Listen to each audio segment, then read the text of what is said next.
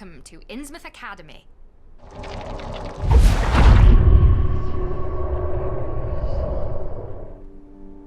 I feel obliged to thank you. It's an odd feeling, slightly nauseating.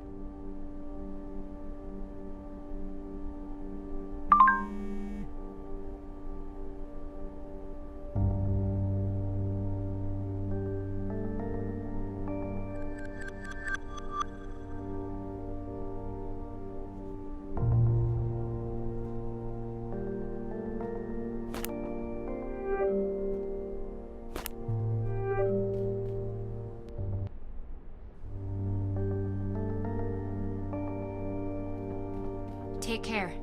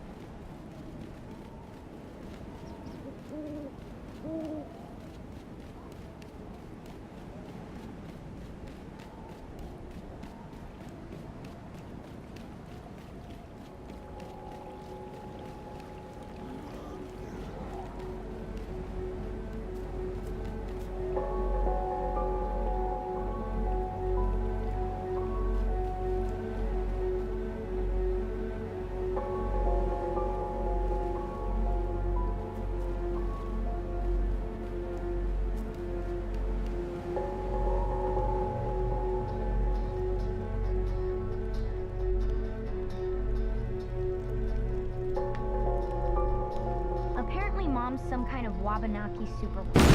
Who knew?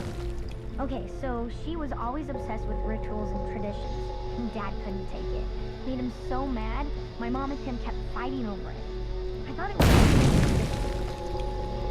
I guess there's a lot more to it, and she started teaching me about all that stuff. I suppose I just have to trust she knows what she's doing. Red says I'm next, that I'll inherit her. I really don't know what that's supposed to mean. I'm not sure I want to inherit Mom's gifts. I hope at least I get to learn a hex or two. There are some boys in school I'd like to place a hex on. Oh, that sounded really bad, right?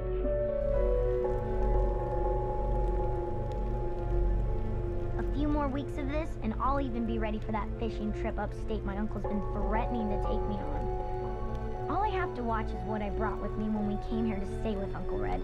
And anything with zombies or werewolves is off limits. I just can't get into a story that has a pretty girl falling for a hot vampire anymore. It feels very wrong. And there's nothing to read around here.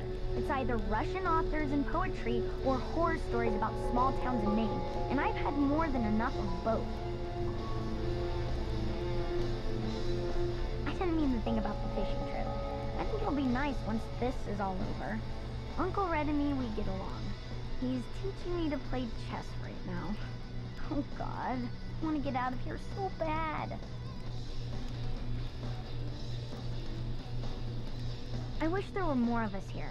Not just Mom and me and Uncle Red, but others from the tribe. Or even better, that we could just move to the trailer park. But no, that's impossible. Because you know, there's this big disagreement in the tribe, and nobody talks to anybody anymore. I know someone did something bad to someone else like 40 years ago. I think it had to do with my grandfather, but that was like 40 years ago. You'd think they'd be over it by now. What's wrong with people? Why can't they just work it out? Mom tried many times, but she always came home crying her eyes out. She gave up years ago. And Uncle Red never talks about any of them. Just goes all quiet and serious whenever someone mentions their names. I mean, I like Uncle Frank and Uncle Joe. They're a bit gross, but kind of funny. And old Joseph is pretty cool too. He's good at telling stories, even though he gets pretty long-winded at times. Just don't get it. We're family. We should be able to at least talk to each other.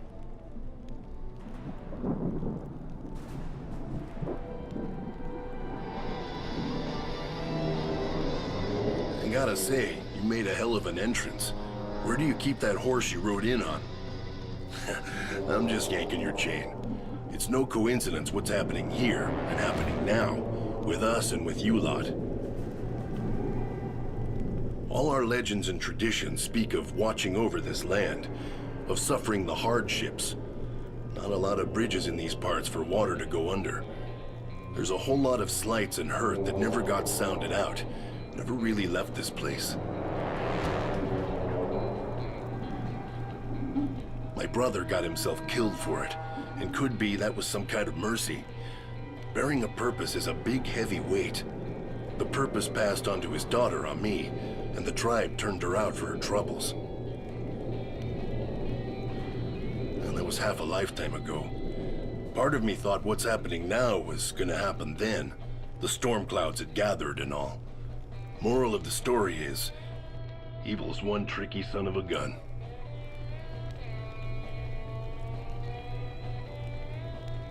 A mad dog won't raise any pups. So my pop used to say. Yeah, I never saw myself as the fathering kind, despite sitting in as Santa for as many Kingsmouth Christmases as I can count. That's more gut than paternal instinct, in every way. But when Ami's parents died, her mother went too early, but natural. Her father was murdered by bad men. Left it for me to bring her up right. Her brothers too, Frank and Joe.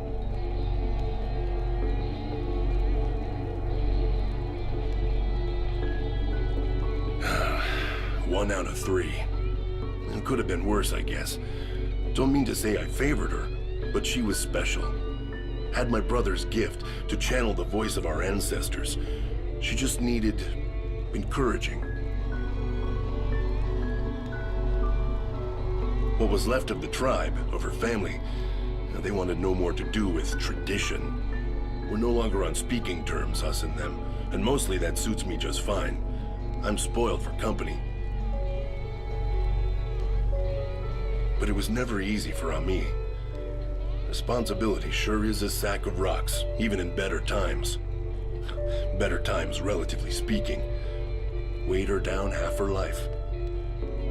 Sure am proud of her. I guess this old dog's not all mad after all. We got a few live ones out here besides us in the schoolhouse. Damn lucky.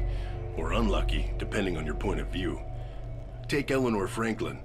Keeping to herself in that empty Addams family mansion for years, stewing on bad blood. Sure as hell doesn't like the sight of me and my kin. Or anyone else for that matter, unless it's a cat.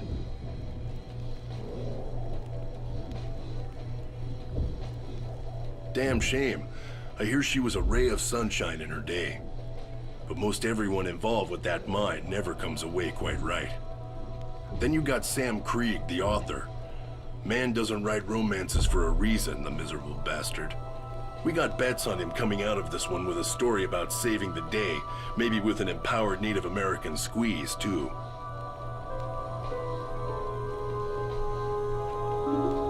You won't find him setting foot outside the old lighthouse.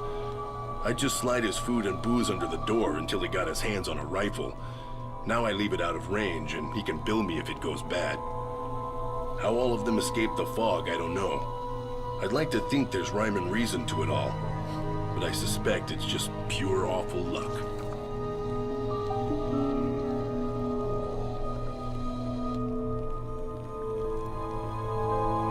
Hello.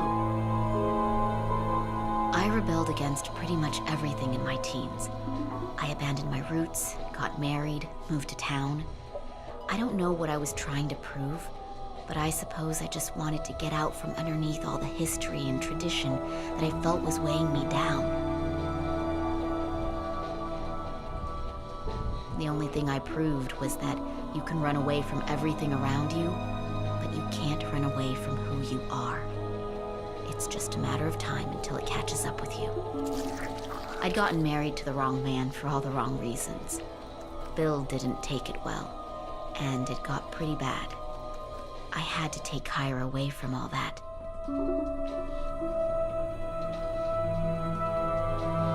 This you have a destiny business can be a heavy load to carry. You probably know that as well as anyone. All the expectations, it's not an easy thing to live up to. You end up disappointing everyone, yourself included.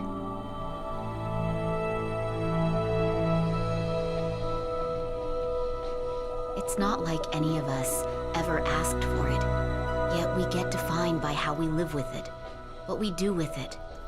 Sometimes, it seems unfair that you can't just be, I don't know, normal. I tried normal. It didn't really work out for me. My husband disappeared a few days before the fog hit. He always used to pull stunts like that, go on binges that lasted days. But I'm obviously more worried about him this time. We're not together anymore, but I worry for Kyra. She loves her dad very much, and I know she misses him. Even if she doesn't let on, she's deathly worried. I can only hope that if we come out on the other side of this, he'll be there waiting for her. It might be over between us, but I don't want my daughter to grow up without her father. Whatever Bill's faults, and there are many, he always treated Kyra right.